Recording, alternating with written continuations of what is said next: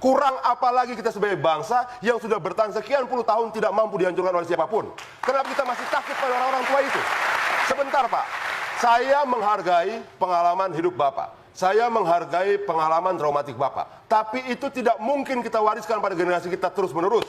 Bagaimanapun juga, generasi muda hari ini akan memiliki zamannya sendiri. Generasi muda hari ini akan memiliki tantangannya sendiri. Mereka akan memiliki musuhnya sendiri. Biarkan mereka menghadapi itu. Tidak kemudian hantu masa lalu harus kita wariskan menjadi hantu bagi mereka kemudian hari. Tidak bisa. Jangan nih. Ya, soal PKI memang bukan isu baru yang dihembuskan ke publik. Isu komunis ini kerap menghantui kontestasi Pilpres. Namun benarkah ada kebangkitan PKI atau semuanya hanya sekedar ilusi politis? Sudah bergabung di meja Mata Najwa seseorang yang kerap mendengungkan kebangkitan PKI, Majen TNI Purnawirawan Kiflan Zain. Selamat malam Pak Kiflan. Ya, malam. Terima kasih Bapak sudah hadir di Mata Najwa. Anda kerap menyebut saat ini PKI sudah siap untuk bangkit. Apa tanda-tandanya? Tanda-tandanya pertama, kita berkaitan dulu tadi. Kalau saya membela para prajurit itu aja.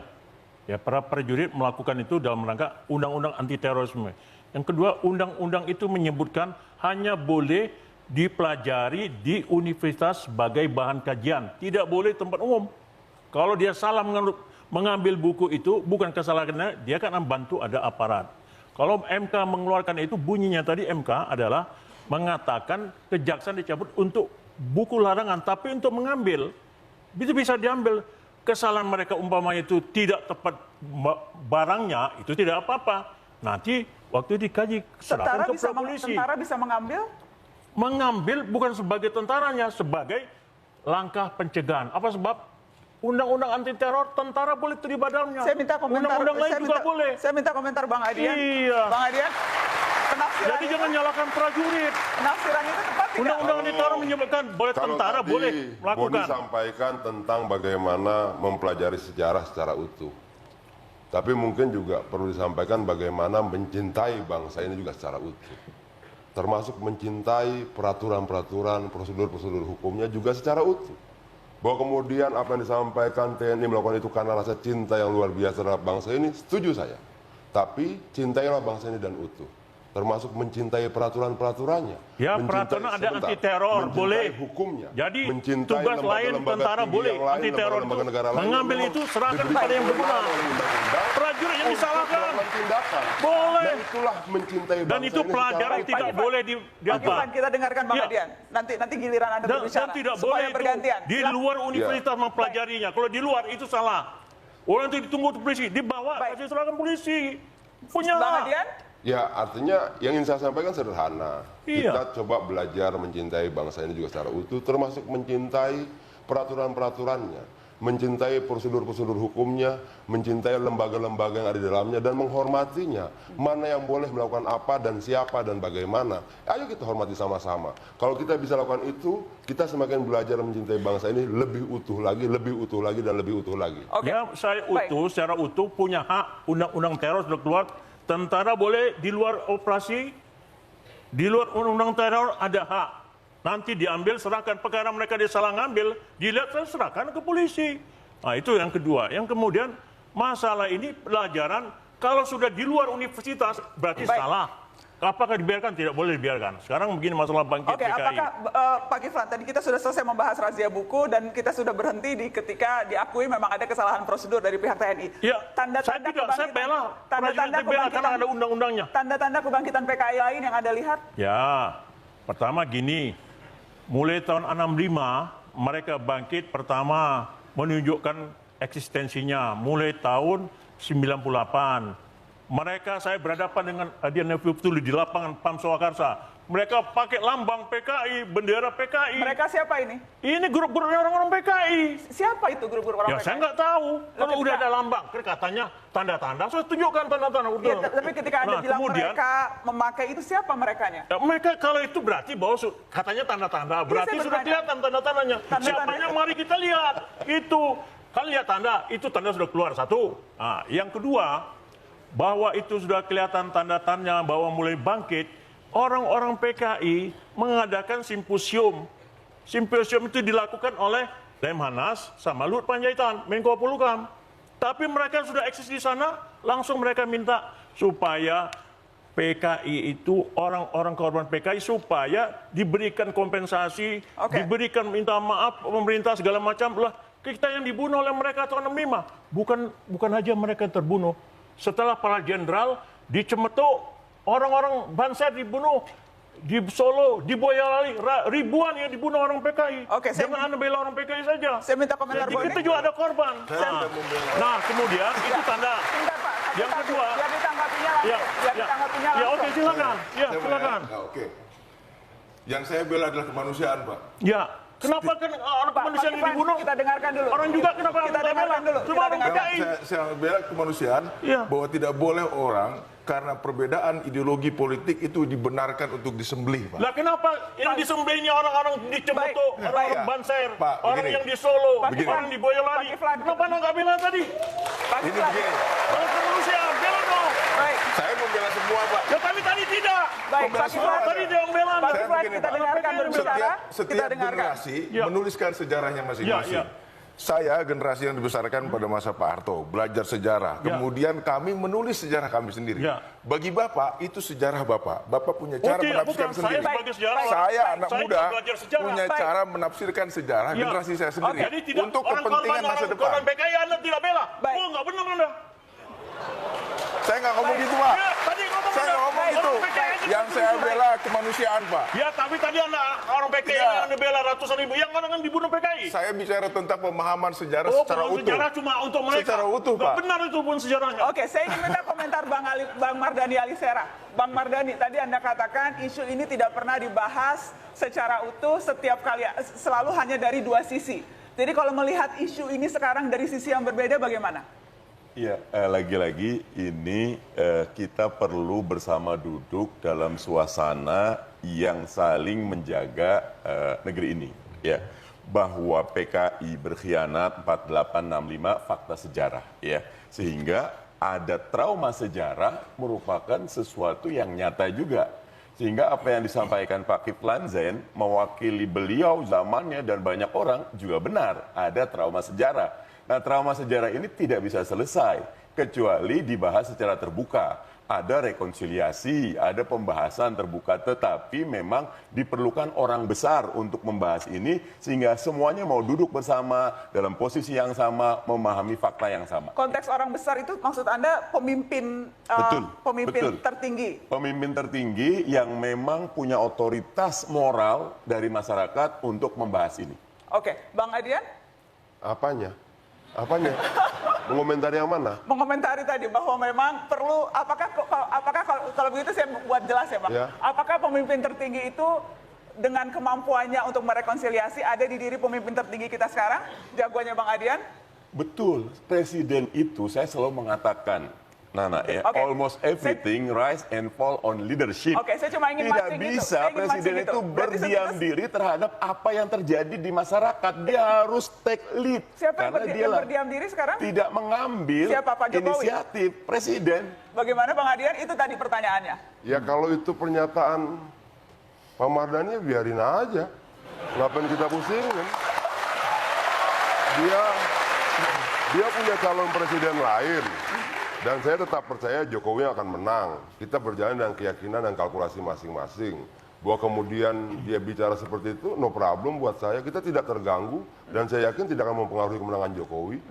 Sama Sebetulnya tidak Nana, ini pengaruhnya. nggak ada kaitan sama Pak Jokowi atau Pak Prabowo. Tugas seorang pemimpin secara moral itu, kalau trauma sejarah ini bagaimanapun bisa jadi penyakit. Oke. Karena di dalamnya nanti turunannya Sebenarnya begini. banyak. Ada hoax, ada tuduhan, ada fitnah. Mbak. Karena itu presiden harus mengambil inisiatif menyelesaikan masalah ini. Tidak bisa mendiamkan. Ini bukan persoalan cuman persoalan trauma. Trauma itu juga ketika kita bicara kita harus lihat fakta-fakta lain. Ada 165 negara di dunia ini yang masih menganut ideologi komunis tinggal 6. Dari 30 sekian negara yang menganut ideologi komunis, sekarang tinggal 6. Itu pun nggak konsisten. Dan itu pun tidak konsisten. Monggo. Bukan, sebentar. Artinya bahwa sesuatu yang traumatik itu sebenarnya bisa kemudian diperbaiki, disembuhkan, atau kemudian dikelola dengan fakta-fakta lain. Mau nggak kita kemudian membuka diri terhadap fakta-fakta lain? Kalau yang tadi disebutkan Pak Kiflan, itu tanda-tanda yang menurut Anda ada dasarnya tidak? Bahwa kemudian mungkin Pak Kiflan mengalami situasi itu dan dia memiliki traumatik sejarah itu, ya boleh-boleh saja. Tapi fakta hari ini, di mana ada komunisme lagi? Cuma 6 negara dari 195 negara. Artinya bahwa kegagalan komunisme sebagai ideologi bukan cuma perdebatan-perdebatan. Secara faktual di dunia itu sudah terjadi. 30 negara yang menganut ideologi komunis, sekarang tinggal 6. Oke. Berapa banyak yang kemudian gugur? Ya. Itu harusnya kemudian bisa membantu kita untuk merenovasi pemikiran kita terhadap sesuatu yang sifatnya traumatik. Oke. Mungkin nggak dia bangkit lagi? Menurut saya tidak mungkin. Tidak mungkin, Di Pak mana Kiflan? ceritanya? Ya, Saya lempar langsung ke Pak Fakta-fakta Kiflan. di dunia sudah seperti itu kok. Baik, Bang Adian, tadi kita kasih kesempatan. tanda-tandanya di samping itu mereka sudah mengeluarkan simbol pada 17 Agustus tahun 2016, simbol PKI DNID ikut dalam 17 Agustus menunjukkan dirinya. Kemudian mereka meminta Di mana itu Pak Kiflan? di Pamekasan, di Jember, di Payakumbuh 2016 bersamaan. Mereka eksis sudah. Dan kemudian mereka menyatakan membuat seminar seminar belok kiri di tim. Kemudian di LBH pelurusan sejarah bahwa mereka tidak salah, bahwa Oke. PKI tidak salah. Ini realitas kata mereka tidak salah. Kemudian lagu-lagu hero mereka ketika mau perang membunuh orang, lagu genjer-genjer mereka mulai dengungkan. Di mana Pak? Ya, di LBH. LBH tahun 2017 saya di sana kok melihatnya. Ya, jadi itu tanda-tandanya sudah kelihatan. Jadi di samping itu, mereka kan kemudian berusaha apa pernyataan dari anggota PDIP, ya Bambang Wari. Siapa namanya temanmu itu? Bambang Wari. Dia menyatakan supaya cabut tap MPRS tentang pelarangan partai PKI. Oke. Ya toh, Pak itu Kiflan. dijelas minta larang tentang partai PKI supaya dia jangan. Pak Kiflan, kalau saya perhatikan itu memang Anda fakta kerap kok. kali mengeluarkan pernyataan yang mengkait-kaitkan PDI Perjuangan dengan PKI. Ya, kenapa? Anggotanya saya nggak katakan PDIP-nya, anggotanya. Bambang Wari minta cabut MPRS tentang larangan PKI. Kemudian siapa Ripka Citani, aku bangga jadi anak PKI, mengadakan kongres di Gerabak 2015. Baik. Anak saya melihat mereka bangkit kembali, Baik. membuat buku perjuangannya. Itu sudah tanda. Ya, toh? Yang Apalagi jelas, perjuangan. yang jelas Ketua Umum Dia- PDI Perjuangan punya pernyataan ini soal tudingan PKI yang seringkali diarahkan kepada dirinya dan juga kepada PDI Perjuangan. Kita Nggak. dengarkan apa kata Megawati berikut ini. Saya dibilang PKI gitu kan ya, saya gampang sih jawabnya, lah kok sampai hari ini nggak ditangkap ya. Nah, iya PKI melulu, ini PKI, ini PKI, ini PKI gitu. Rakyat yang di bawah yang masih belum terpelajar dipikir mending ngerti juga apa sih pokoknya PKI lah, PKI Pak Jokowi PKI lah. Saya sampai bilang ini aja lah, diomongin gitu kita jalan terus aja lah. Kenapa mesti ribut ya? Itu kan orang sentimen aja lah. Terus apa? Karena kepingin menang. Menang itu mestinya dengan terhormat dong. Kayak seruan kan sama KPU apa Bawaslu gitu. Ya, kayak gituan nggak bilangin dong. Masa kita disuruh ngelawan? Nanti kalau ngelawan tawar kamu bertanggung jawab loh. Dong. Lah orang kok dituduh-tuduh nggak jelas. Saya tidak mengatakan Ibu Mega PKI, saya tidak mengatakan Jokowi PKI, tetapi anggota PDIP, Ripka Citaning, kemudian Rieke Diah Pitaloka, pernyataan-pernyataannya dan Oke, karena mereka PDIP kerjasama dengan Partai Komunis Cina dalam pengkadenan. Tanda tangan 2012 dan sampai sekarang pengkadean Partai Komunis Cina mengkader PDIP di Oke. kantor PDIP. Baik. Itu kerjasama jelas dia masih ke komunis. Saya ingin minta Cara komentar. sentralistis, Baik, Pak Kiflan. diktator proletar. Kita PDIP dengarkan. kerjasamanya seperti itu. Bagaimana, Bang Ini ada Adian? fakta kok tanda tangan Ibu Kita Mega dengarkan. sama sekjen PKI di Kiflan, Cina Pak dan di Kiflan, sini. kita dengarkan Bang Adian. Dan mau bangkit PKI apa lagi? Silakan Bang Adian. Ya, kalau menghadapi tuduhan-tuduhan yang seperti ini, ngapain sih kita komentari seperti yang dikatakan oleh Ibu Mega tadi? Kita jalan saja terus, itu tidak akan mempengaruhi apa-apa. Karena rakyat akan memiliki nalar tersendiri untuk mampu membedakan mana yang benar dan mana yang tidak benar. Itu pertama. Saya juga pernah dibilang anak PKI. Bapak saya kepala Kejaksaan Negeri. Bapak saya yang membuat surat dakwaan untuk sekian banyak orang PKI. Tapi saya pun sempat dituduh seperti itu. Ini tuduhannya membabi buta. Yang kalau tidak segera diperbaiki dengan baik, semua orang akan bisa menjadi korban dari tuduhan-tuduhan seperti ini. Oke, kalau misalnya kemudian Ripka Ciptaning anak seorang PKI, apa salahnya? Kalau kemudian misalnya dia korban-korban PKI tahun 65 bertemu untuk saling membangun kenangan, mereka bercerita dan sebagainya, mereka sudah di usia uzur mau meninggal, bertemu lagi segala macam. Kalau begitu tidak apa-apa.